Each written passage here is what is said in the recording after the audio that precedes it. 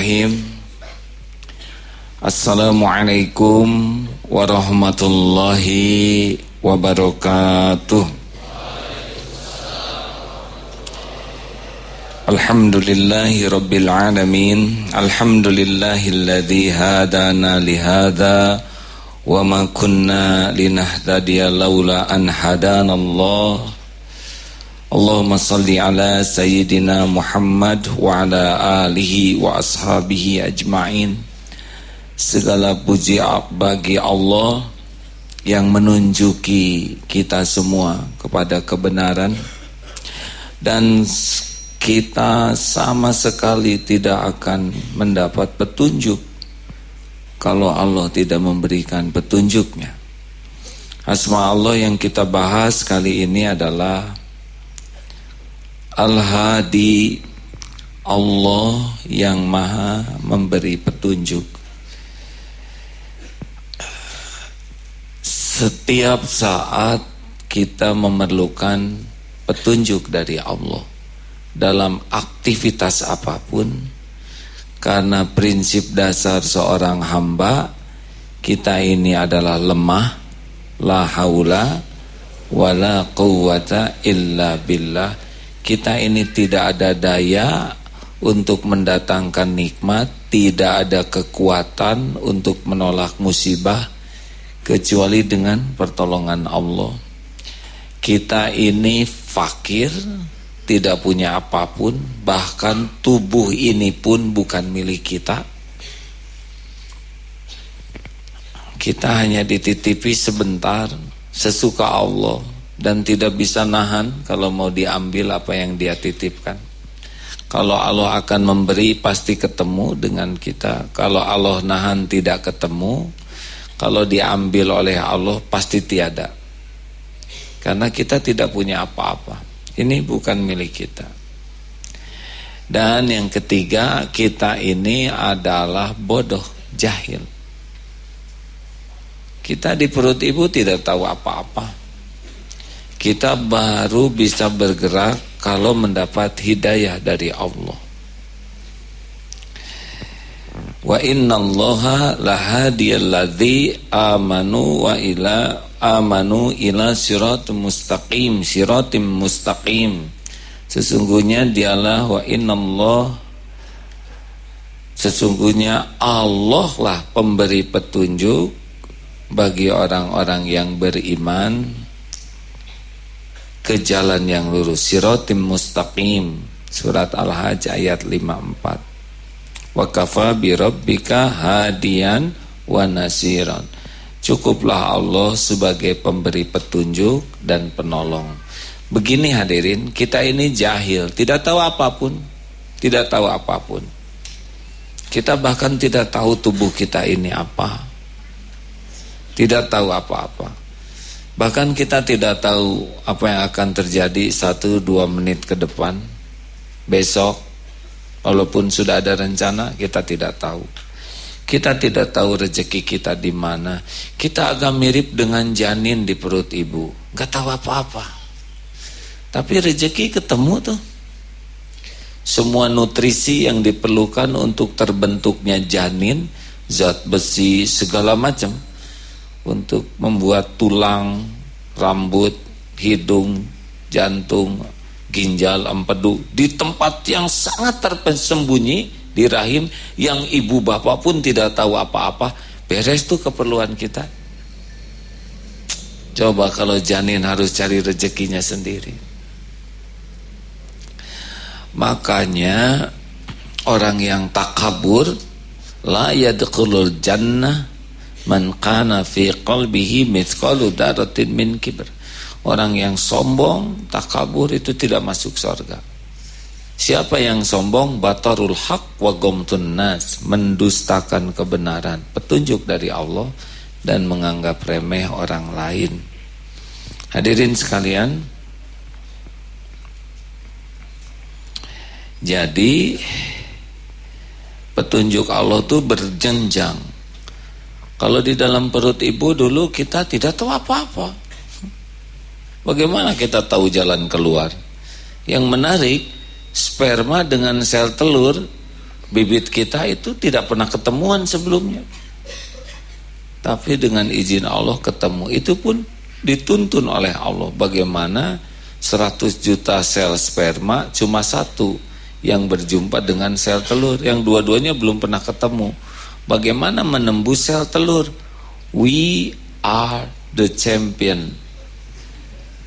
Ya, kita pernah bersaing dengan 200 juta calon manusia. Di dalam perut ibu nyaris gak tahu apa-apa. Beres urusan kita, benar? Pasti ada yang ngatur ini. Ibu juga kurang paham bagaimana rahimnya, dan gak tahu rahimnya seperti apa. Bapak jelas lebih gak paham. Keluar ke dunia, datanglah hidayah yang pertama, yaitu insting. Siapa yang ngajarin bayi nangis? Apa dokter? Brol bayi nangis, wah dokter? Enggak. Diajari nangis oleh Allah untuk mengkomunikasikan lapar, dingin, sakit. Tidak ada bahasa lain, tapi itu hidayah Allah yang pertama. Menyusui hidayah. Dan bukan hanya kita yang begini, kambing, monyet, ikan di laut, burung begitu banyaknya di pantai, bisa ratusan ribu, tidak tertukar tuh anaknya. Masya Allah, hidayah insting. Nah, kalau hidayah insting semua dapat, binatang juga banyaknya dapat. Naik ke tingkatan selanjutnya, hidayah indra. Mata, telinga. Ada berapa indra? Acungkan tangan. Indra ada berapa di sini yang hadir? Indra Kusmayadi, bagus ya. Mata. Ini Allah yang desain. Di sini banyak petunjuk dari Allah. Ini kan manusia kan? Ini petunjuk lewat mata. Telinga, ini jalan hidayah. Kita bisa mendengar suara ibu, suara bapak, suara kucing. Lalu indra apa lagi? Penciuman. Ini kita nggak tahu nih, bagaimana hidung kita jadi sama semua. Coba ada yang bau jengkol di sini, sepakat, siang bau jengkol, begitu. Tidak mungkin, anggrek, enggak. Ya, itu pasti ada susunan saraf hidung yang salah. Padahal para orang tua tidak pernah mengadakan rapat untuk menyamakan syaraf hidung. Oh, ini amazing sekali, men. Kagok hadir, amazing, chef, kurang nyambung. Apa saja indra teh? Mata, telinga, mulut, lidah. Ya, ini indra juga kan, mengecap rasa. Siapa yang menyusun supaya lidah kita kompak? Kenapa enggak beda-beda saja? Di saya manis, di saudara asin, di situ pahit, di sini asam. Kacau itu makanan. Terjadinya menikmati makanan karena lidahnya sama. Benar? Dan tidak ada yang menyamakan lidah ini selain penciptanya. Karena para orang tua boro-boro rapat menyamakan lidah. Tahu juga lidahnya tidak. Saudara pernah lihat lidah sendiri? Coba lihat. Pak, lihat lidahnya. Sudah lihat lidah sendiri, lihat saya lagi. Kita enggak kelihatan. Boro-boro lidah, alis juga enggak kelihatan. Boro-boro alis, bulu mata aja bingung. Sok tahu memang yang sok pinter tuh. Kita diberi hidayah yang kulit ya. Apa kulit tuh? Rasa, lidah pengecap, hidung pembau. Ini desain by Allah Subhanahu wa taala, sempurna. Coba kalau warna-warni beda-beda, gimana? Tabrakan hadirin. Naon ya, lampu naon ya? Kamu kok nggak maju-maju? Kamu cocoknya warna apa?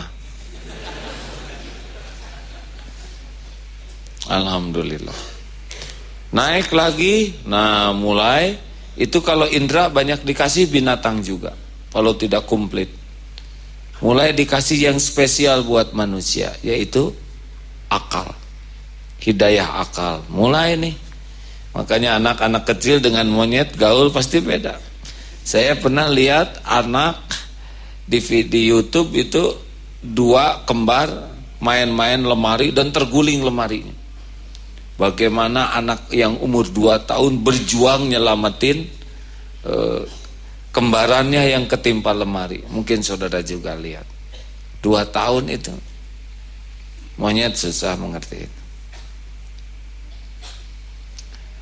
Tapi memang monyet menangnya adalah ketika lahir bisa jalan. Kita 11 bulan hadirin. Jadi kalau ada yang nyebut monyet lo, ingatlah kelebihannya ya. Dia lebih cepat jalan dari kita. Kita rada lama 11 bulan. Akal dibagi hampir semua manusia. Dan IQ itu sesuka Allah. Standar 90 sampai 110. Itu standar kita ini. 110 sampai 120 IQ-nya superior. Dia mulai jadi bintang kelas, rata-rata yang ini nih, yang kita itulah ya. Saya kok rada lambat, berarti di bawah 90 ya. Itu juga Allah yang bikin. Para penghafal Quran di sini emangnya karena dia pinter? Tidak, karena hidayah Allah saja. Mau semua juga jadi penghafal, tapi kan nggak hafal-hafal ya. Kenapa? Karena nggak ngapalin. 120 sampai 130 namanya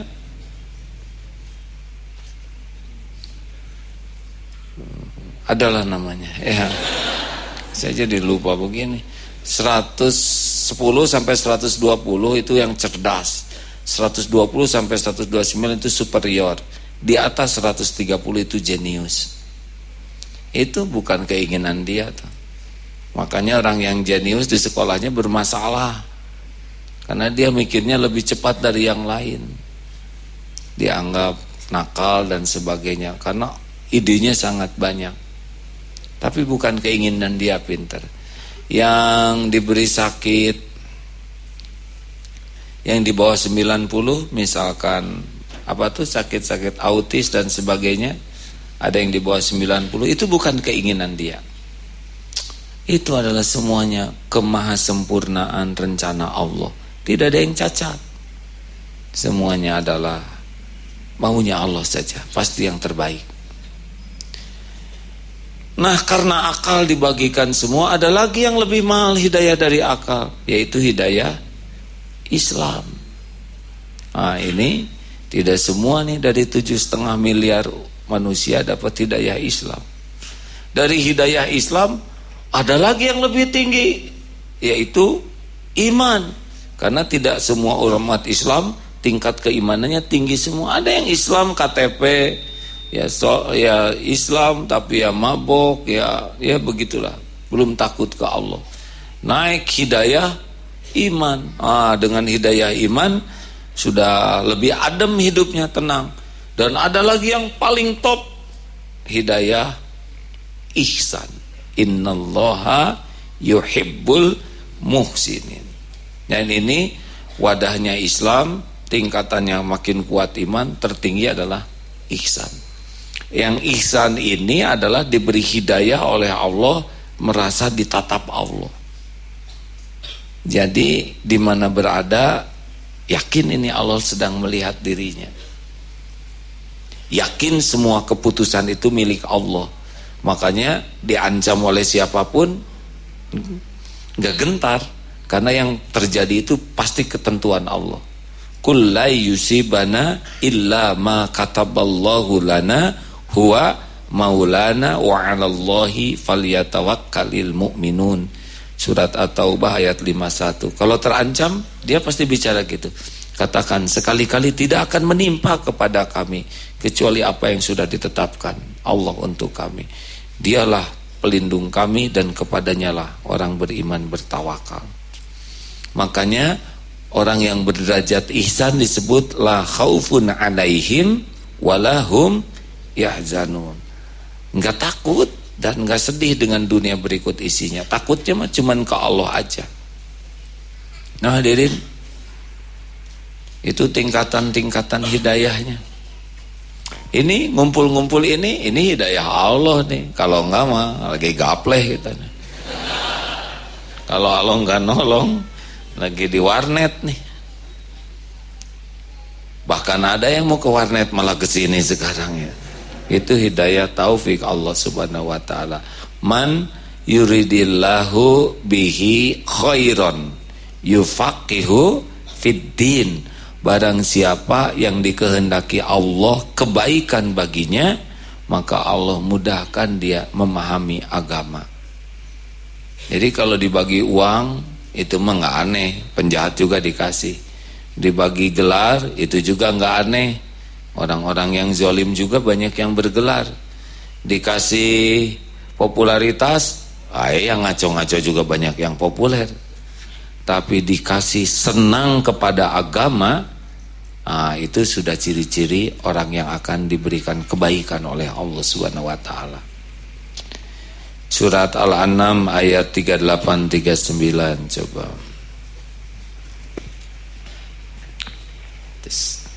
Ada Al-An'am 38-39? Silakan Ustaz, maaf.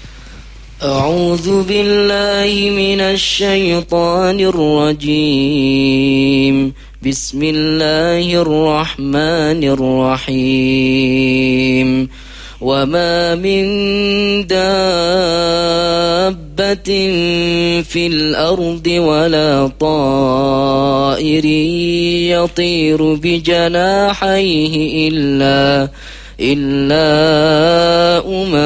أمثالكم ما فرطنا في الكتاب من شيء ثم إلى ربهم يحشرون والذين كذبوا بآياتنا صم وبكم في الظلمات من يشاء الله يضلله ومن يشاء يجعله على صراط مستقيم. Dan tiadalah binatang-binatang yang ada di bumi dan burung-burung yang terbang dengan kedua sayapnya, melainkan umat-umat juga seperti kamu. Tiadalah kami alpakan sesuatu apapun dalam Alkitab. Semua kepada Rabb-Nya lah mereka dihimpunkan.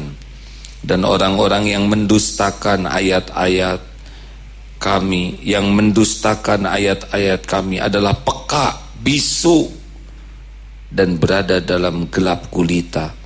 Barang siapa yang dikehendaki Allah kesesatannya, niscaya disesatkannya.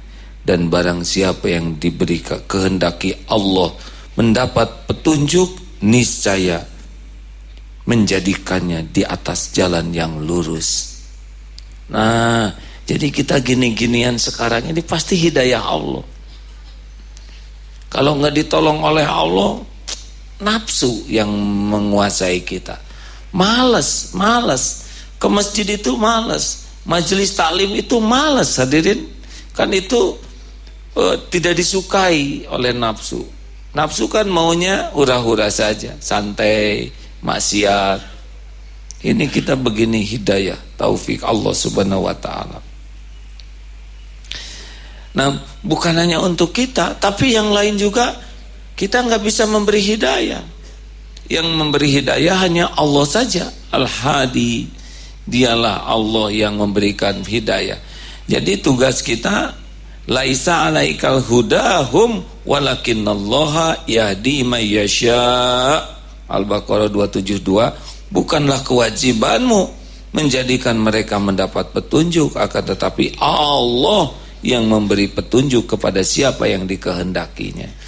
Jadi kita tidak bisa mengislamkan orang, tidak bisa menyolehkan orang. Ini saya nih ceramah ya. Ini saya enggak bisa nyolehkan saudara-saudara. Pertama, nama saudara sudah punya nama masing-masing, tidak bisa diganti jadi soleh, hadirin. Yang kedua itu enggak nyambung, maaf. Lah, saya bagaimana? mau masuk ke hati saudara sedang saya tidak tahu hatinya di mana? Bagaimana mau masuk ke otak saudara sedang saya tidak paham otak saudara? Penceramah ini tugasnya adalah meluruskan niat. Ini niatnya apa nih ceramah? Sok pintar, sok kiai, sok berpengetahuan, sok marifat. Tidak, itu niatnya di sini ada Allah tahu nih. Yang kedua, yang diomonginnya benar atau tidak. Yang ketiga, diamalin nggak oleh dirinya sendiri. Nah ini saya mah hanya urusan dengan Allah bicara ini. Walaupun di depan ini banyak jamaah, walaupun ada kameramen, itu mah kuasa Allah semua. Yang ini dimasukin ini kan, aduh benar ini yang saya cari. Padahal saya tidak tahu urusan saudara. Banyak yang kesini, ya Allah kok tahu masalah saya? Enggak. Boro-boro, jangan nyebut saya sakti. Wah sakti nih, saya kesini membawa masalah yang dibahas persis adalah yang saya sedang cari jawabannya. Enggak sedikit tuh yang ngomong gitu. Ini di Facebook nanti, ini jawaban dari persoalan saya. Well, saya tidak tahu persoalan. Maaf hadirin, tidak boleh well. Tidak tahu persaudaraan-saudara. Maaf maksud saya begitu. Enggak tahu hadirin, saya aja banyak persoalan. Loh kenapa kok pas sekali dengan jawaban? Lah Allah kan tahu saudara punya masalah. Saudara minta tolong 17 kali sehari. Ihdinas siratal mustaqim. Tunjuki saya ya Allah ke jalan yang lurus. Siratal ladzina an'amta 'alaihim. Jalan orang-orang yang kau beri nikmat, jalan para nabi ya, bukan nikmat dunia ya. Ghairil maghdubi 'alaihim waladdallin. Bukan jalan orang yang kau murkai, bukan jalan orang yang sesat, orang-orang yang sesat. Itu 17 kali. Dan kita membutuhkan petunjuk dalam hal apapun. Ini seperti saya bicara begini, kalau nggak dituntun oleh Allah, ngawur bisa ini bicara, ngelantur aja. Tadi beberapa keluar tuh ngelantur, ya itu pasti lagi nggak fokus, pakai wewe segala. Apa itu? Itu kan tidak diperlukan. Nah hadirin, dalam hal apapun kita memerlukan pertolongan Allah, petunjuk dari Allah. Bukan hal-hal yang pelik. Minta jodoh udah pasti perlu petunjuk dari Allah. Makanya yang ujuk-ujuk nyari jodoh sana sini, nggak pakai istiqoroh, nggak pakai doa, sok tahu.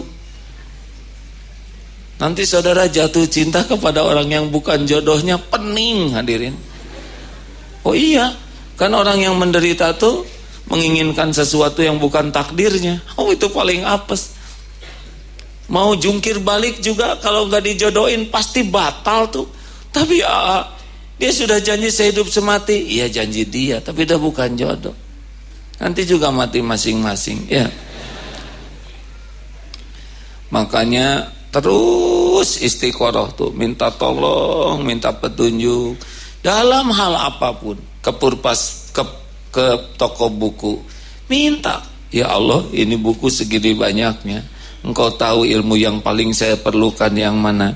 Wahai yang maha mendengar, tunjuki buku. Bruk, ada buku ketubruk jatuh. Tata cara tobat nasuha. Oh ya Allah, Engkau tahu saya mau nyari jodoh, jatuhnya pun tobat nasuha. Ini dulu.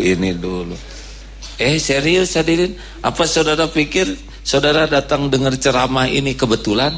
Enggak ada yang kebetulan. Diatur. Ini wajah-wajah memerlukan hidayah, benar. Oh jangan tersinggung, saya juga sama hadirin. Dituntun oleh Allah, ketemu macam-macam cara kesini, macam-macam. Belum tentu mau kesini. Ada yang nggak sengaja dibonceng, yang boncengnya nyasar kesini, bisa jadi ya. Ada yang pokoknya mate, saya tidak akan menerima lamaranmu sebelum pengajian ke Darut Tauhid. Ya boleh. Padahal nggak jadi jodoh, tapi jadi kenal ke Allah. Ada yang suruh ngantar suaminya, ini kejadian. Pak kenapa nggak mau ngaji? Enggak lah, sibuk. antar saya Pak. Antar. Udah Bapak mah di tempat parkir. Parkirnya itu persis dekat speaker. Atau ngajungkal tuh di mobil tuh ngagukuk. Siapa yang ngatur parkir di sana? Nangis tuh suaminya karena dapat di sana ya, nggak pengen ikut pengajian di masjid, tapi maunya di mobil. Mobilnya dekat speaker, jadi jelas sekali ada. Allah Maha mengatur. Macam-macam caranya. Makanya siap ya.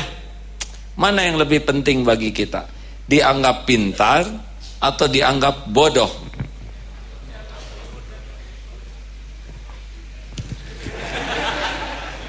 Ini kalau nggak yakin tuh ngomong kayak gini. Kalau yakin pasti ngomongnya gini. Apakah saudara mau dimasukkan ke dalam neraka jahanam? Ya. Tuh kan gitu hadirin. Kalau bulat itu kayak gitu. Mana yang lebih penting bagi kita? Dianggap pintar atau dianggap bodoh? Nah gitu, walaupun saudara belum sepenuh hati ya. Sekarang apa perlunya kita dianggap pintar? Yang penting kan bukan dianggap pintar, yang penting itu jadi pintar. Tapi kalau kita ingin dianggap pintar, pasti kita nggak mau ketahuan bodoh. Itu yang membuat kita nggak pintar-pintar. Mending ngaku bodoh. Ya saya belum tahu, jadi dikasih tahu. Saya sudah tahu, ada yang ngasih tahu? Jadi awet bodohnya. Mana yang paling penting? Dipuji atau dikritik? Yakin? Saudara teh wajahnya teh nggak sesuai dengan omongan. Yakin beda auranya ya. Awas, lebih berat lagi pertanyaannya nih ya. Tapi tinggal jawab saja, nggak langsung kenyataan. Mana yang penting, dipuji atau dikritik? Mana yang lebih baik, dikritik dengan lemah lembut bagi kita atau dikritik dengan tajam? Kan? Kenapa pada lihat saya gitu? Dengar, ini ilmu penting hadirin ya. Ini memang ceramah rada nggak cocok dengan pada umumnya. Kalau kita dikritik, ini bukan mengkritik ya, dikritik. Dipuji lewat, gampang ketipu kita, rugilah. Pokoknya kalau kita banyak dipuji, siap-siap bebal hati kita. Siap-siap kita tertipu oleh omongan orang. Kita merasa sesuatu yang enggak ada pada kita. Si Akang meni soleh. Semua orang ngomong soleh. Udah kita jadi merasa soleh betulan. Bahaya tuh. Nanti ketika Kang, sok atuh tingkatkan ibadahna. Cuman satu-satunya kamu yang ngomong gini. Semua orang mengakui kesolehan saya. Tuh kan. Ini kan kayak orang kentut. Bau. Tiap orang pilek. Bau enggak? Enggak. Asa harum, tiap orang ngomong harum. Dia merasa tuh kentutnya harum. Giliran ada yang jujur, nih asa pahangke itu loh. Maneh tuh hirung ngaco begitu. Orang sombong itu enggak tahan sama sekali. Kenapa orang bisa sombong? Karena termakan oleh pujian, kekaguman, penghormatan, penghargaan. Jauh lebih bahaya. Lebih penting dikritik. Coba saudara, maaf ya, di hidung ada korong misalnya. Apa korong bahasa Indonesianya tuan? Upil. Ada di sini. Mana yang perlu saudara butuhkan? Wow, kamu keren banget, ganteng. Atau ada yang eta korong mana teh geuleuh. Mana yang lebih pentingan? Yang ngasih, yang fokus ke korong atau ke ganteng? Itu mah akal sehat hadirin. Maaf ya, ini perumpamaannya rada dramatis semua. Tapi nafsu maunya dipuji. Padahal kita minta petunjuk tuh. Kita harus siap. Nah makanya sekarang Mana nih yang kritikannya soft, lembut, sopan, atau kritikan pedes yang bertubi-tubi? Mana yang lebih penting bagi kita? Pedes. Saudara ngomong pedes tapi nggak rela ngomongnya. Gini, dengar ini ya. Ini siapa? Apa target kita dalam hidup ini? Kalau target kita jadi orang baik, kita perlu koreksi. Selain baik, kita pun mantap kualitas kesabaran kita. Maka kita butuh kritikan yang pedas. Karena itu bisa melatih kita untuk mengatasi diri kita. Lebih sabar, lebih kuat, lebih ajeg, lebih bisa mantap ngadepin situasi pahit. Anak manja tuh lemah, hadirin. Sebagian kelebihan anak-anak jalanan, ajeg dia di pinggir jalan, benar? Tahan dia. Jualan keripik di pinggir jalan, nggak ada manja. Coba anak-anak yang di rumah, yang dilayanin pembantu terus. Mau makan, disediakan. Mau pakai kaos kaki, dipakaikan. Mau naik mobil, digendong, dimasukkan. Ya. Diantar. Bisa apa dia? Gak bisa, selain bisa nangis. Lemah, dikit-dikit marah, dikit-dikit cengeng. Begitulah orang yang dibesarkan dengan kemudahan, dibesarkan oleh kenyamanan, dibesarkan oleh pujian, penghargaan. Gak ada apa-apanya. Wajah-wajah ini belum waktunya senang, saudara. Saudara layak menderita supaya tangguh. Coba saya nanya ke akhwat, akhwat, mau punya suami lebay, suami tangguh?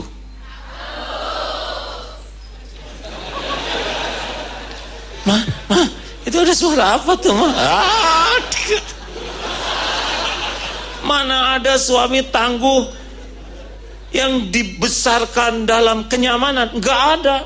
Sunnatullahnya tangguh itu datang dari kepahitan, dari kesulitan, kegetiran. Saudara lihat Nabi Muhammad SAW, dari awal lahir bapak sudah tidak ada, yatim, nggak pernah tahu kasih sayang ayah, belayan ayah, perlindungan ayah, nggak ada. Usia 5 tahun ibu meninggal, yatim piatu, nggak kenal tuh dibesarkan dengan kasih sayang ibu sesudah 5 tahun. 7 tahun mandiri, sudah mulai gembala kambing. 12 tahun jalan jauh ke negeri Syams, mulai berniaga dengan pamannya. Itu SD tuh, sudah setangguh itu. Usia 25 tahun 16 kali perjalanan ke luar negeri. Tangguh pasti itu. Jelas. Makanya maharnya juga 100 ekor onta. Kita apa mahar? Ya, cincin besi. Tengah modal pisan. Ada seperangkat peralatan sholat, sok kita hitung. Mukena 35.000. Sajadah 25. Quran itu juga yang dari masjid sisa-sisa. Kurang tangguh. Pertanyaan, mana kritikan yang lebih baik bagi kita? Kritikan yang lembut, sopan, atau yang pedas dan menusuk? Jawab. Mana yang penting bagi kita? Jarang dikritik, setahun sekali, atau unggal usik dikritik? Jawab, hadirin. Waduh, ini berat sekali pengajian ini, hadirin. Tenang, tenang, ini belum selesai ya, awas. Ini termasuk bimbingan pranikah. Untuk para pemuda yang baru menikah, jawab ya. Kalau menikah, mana istri yang paling saudara perlukan? Istri yang lembut, tenang, pemaaf, tidak banyak bicara, atau istri yang suka mengkritik setiap kesalahan? Jawab deh. Benar, betul. Lembut, mana yang lembut?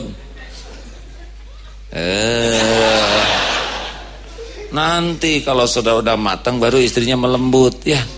Awal mah harus menderita. Kan lebih baik istri yang full koreksi. memang bagus kalau sopan. Akhwat jangan contoh yang buruknya ya. Ini untuk nasib suami aja, untuk mematangkan dia. Kan bagus kalau punya istri bangun tidur tong heula jika gitu Pak, menguapnya ditutup, nggak bagus. Bangun apa Pak, tempat tidur berantakan gini, siapa yang mau merapikan kalau bukan dirinya sendiri? Siap Bu, beres. Kamar mandi jangan boros Pak, air cuma segitu-gitunya, saya kebagian segayung, tidak adil. Siap Bu, mau minum seruput-seruput jangan bunyi. Pakai baju doa dulu nggak Pak, pakai baju. Itu hebat istri. Mungkin sebagian laki-laki menganggapnya istri cerewet, tapi itu lebih diperlukan. Akhwat jangan ikut yang ini ya, ini khusus buat lelaki ya. Apalagi kalau pakai rada-rada tegas gitu. Eta teh kelek atau naon Pak? Kenapa ketek mabak begitu? Jangan ditiru ini akhwat ya, jangan. Kalau mau mengkritik lebih sopan, lebih baik. Ini mah buat para lelaki yang memang episodenya punya istri seperti itu, manfaatnya berlipat-lipat. Pertama, kita akan menjadi terkoreksi setiap kesalahan. Yang kedua, setiap waktu berlatih kesabaran. Pasti jengkel asal, duh, kita nih kieu-kieu teuing, semua salah. Ngomong apa Pak? Enggak. Astagfirullah. Kalau istighfar yang tulus Pak, jangan istighfar Sepertinya saudara ketawa ya, tapi dengar baik-baik ya. Kalau niatnya apa? Saya ingin jadi suami yang semakin baik dari waktu ke waktu. Maka istri yang ahli koreksi itu adalah beruntung. Saya ingin menjadi lelaki tangguh, yang sabar, yang tidak mudah tersinggung, tidak emosional, benar-benar pemaaf dan bisa membalas dengan kebaikan. Tuh ladangnya ada. Kapan dia sadarnya? Tenang, Allah lihat perubahan diri kita. Nanti kalau sudah terlatih, ajeg, mantep, minimum kesalahannya, udah ajeg begitu wibawa tuh. Tinggal dibalikan aja hati istrinya, segan, gampang. Allah ngebulak balik hati istri. Jelas hadirin? Kan beda dalam pandangan. Jadi wanita solehah itu adalah wanita yang sangat-sangat menginginkan suaminya jadi ahli sorga. Itu wanita solehah. Sehingga sekecil apapun kesalahan diingatkan. Memang idealnya sih, maaf Kang Mas, itu ketiak atau comberan, itu juga sama hadirin. Lembut tapi nusuk. Yang paling tepat begini kalau ketiak suami bau tuh, beli deodoran. Wah, ada rezeki ini deodoran, coba rasanya enak, ini dingin sejuk, cobain. Oh iya Bu, laukna benang, cairna herang, ya nggak? Ikannya dapat, air tidak keruh. Itu yang paling top ya. Tapi udah jarang yang begini hadirin, harus siap. Model-model lelaki muda begini mah bagusnya terlatih sehingga matang, sehingga nanti istri juga melihat keajegan suami, minimum berbuat kesalahan dan kesabaran, udah segan. Percayalah ya, wanita tuh sangat segan kepada lelaki yang ajeg, mateng. Justru yang bikin rewel tuh kalau lelakinya nggak ajeg dan latihan. Nah, karena kita minta petunjuk dari Allah, itu petunjuk datangnya lewat siapa aja yang Allah suka, semau Allah. Kadang lewat guru, kadang lewat pengajian, kadang tidak sengaja ada WA grup ya. Kadang-kadang lagi duduk di angkot yang sebelah ngobrol, istighfar ya, udah astagfirullah. Kadang-kadang lewat musuh. Kamu ceramah aja, urus dong tuh keluarganya. Anak aja nggak benar, ngomong benar buat nasihatin orang, mikir. Benar juga nih. Ceramah itu bukan hanya ngomong, teladan. Benar juga ya. Bisa Allah menasehati kita lewat musuh? Bisa. Kadang lewat kucing. Wow, garelut. Wih, ini mirip dengan saya nih. Emang kucing berantem di depan kita kebetulan? Jawab. Oh enggak. Kucing nyayangin anaknya. Itu Allah juga yang menggerakkan. Enggak tiap hari kita ketemu dengan kucing begitu. Benar? Baca koran tidak sengaja. Oh, itu petunjuk dari Allah. Termasuk kita ketemu dengan teman-teman. Ada yang ramah, nyaman, kita enggak banyak bicara.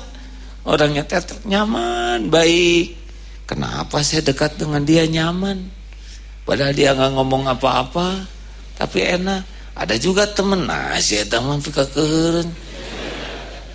Mana bukan naon traktir orang. Oh, pelajaran. Ternyata orang yang banyak berharap, banyak minta tuh jelek. Saya nggak boleh begitu. Tuh di jalan, pakai dong otaknya, pakai dong. Takdir ketemu dengan yang ternyata nggak enak, ditunjuk-tunjuk wajah. Saya janji nggak akan melakukan hal yang sama. Ada teman janji ke kita, nanti jam 4 pada asar datang. Saya mau ke rumahmu. Jam 5 enggak, jam 6 enggak. Besoknya enggak nelpon, enggak nge-SMS. Ini pelajaran dari Allah. Betapa tidak menepati janji itu nyiksa orang dan hancur kredibilitas. Saya tidak mau lagi berjanji kecuali yakin akan saya tepati. Itu kan pelajaran dari Allah. Apa saudara pikir Allah takdirkan Pak Basuki itu sia-sia? Allah tuh yang menggerakkan kayak gitu, benar? Masalahnya mirip enggak kita? Jangan-jangan kita kembarannya, ngomong celetak-celetuk sekenanya, galak, emosional. Kan banyak pelajaran dari sana.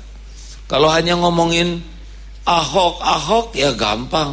Tapi pelajaran apa yang bisa kita ambil, yang bisa merubah kita jadi lebih baik? Itu beruntung bagi kita. Itu bisa jadi jalan tuh bagi kita. Benar?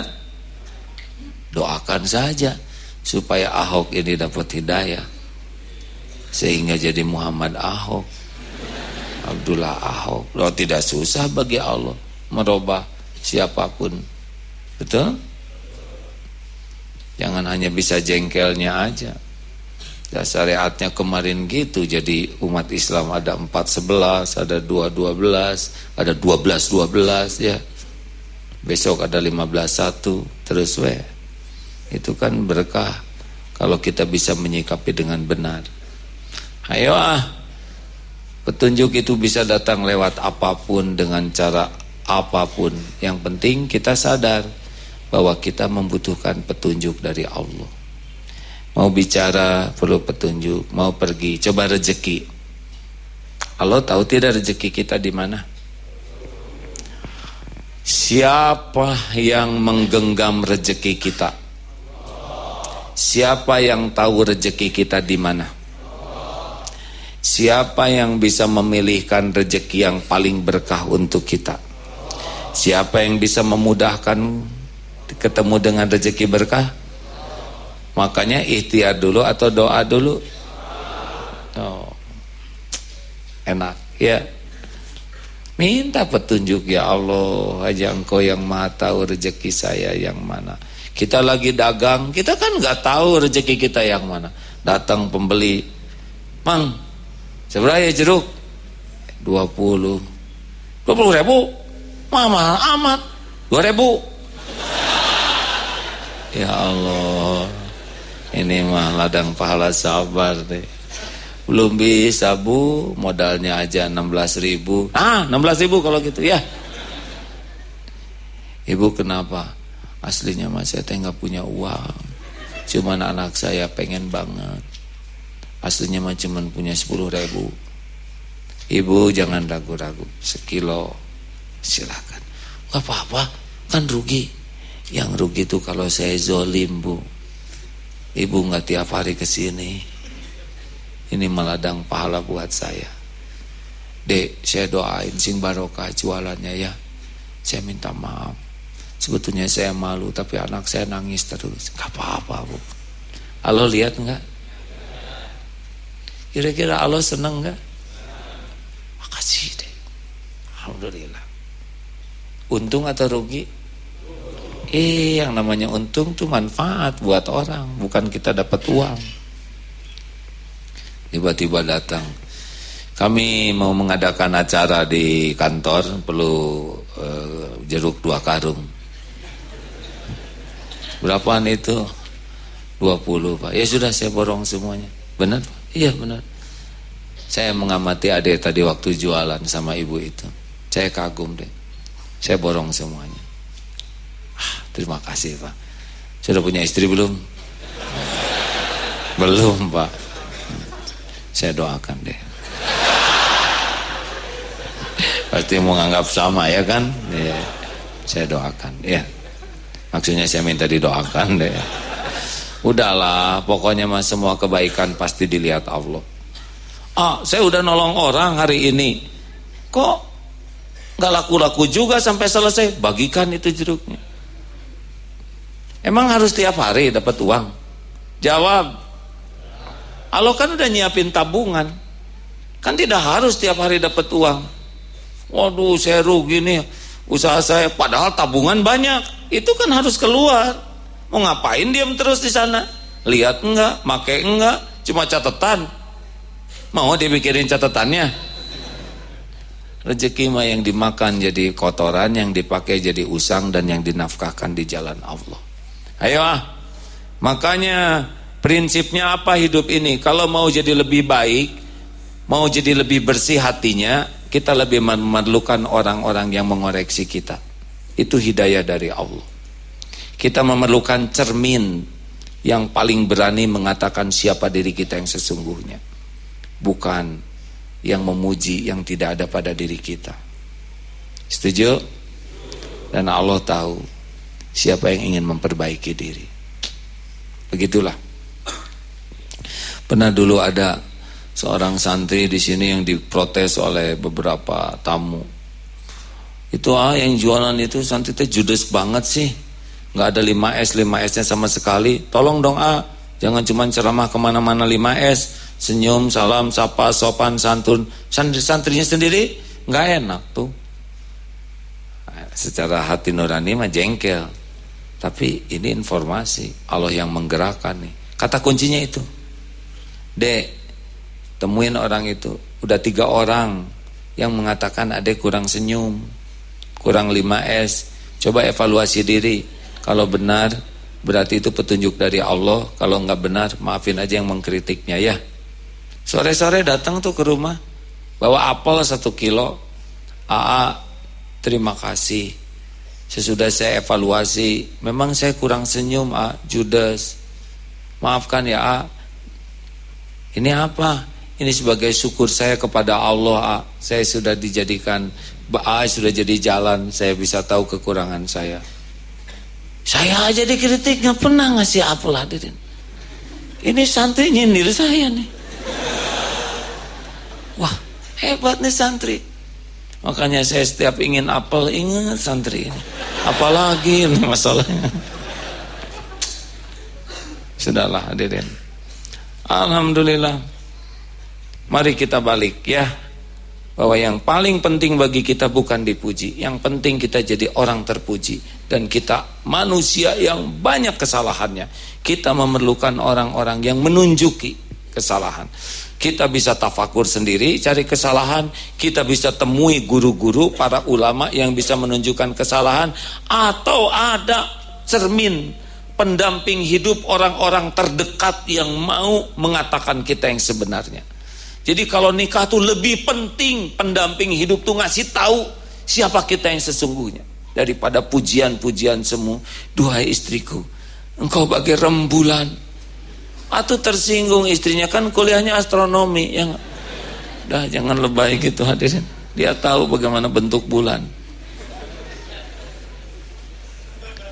Proporsional.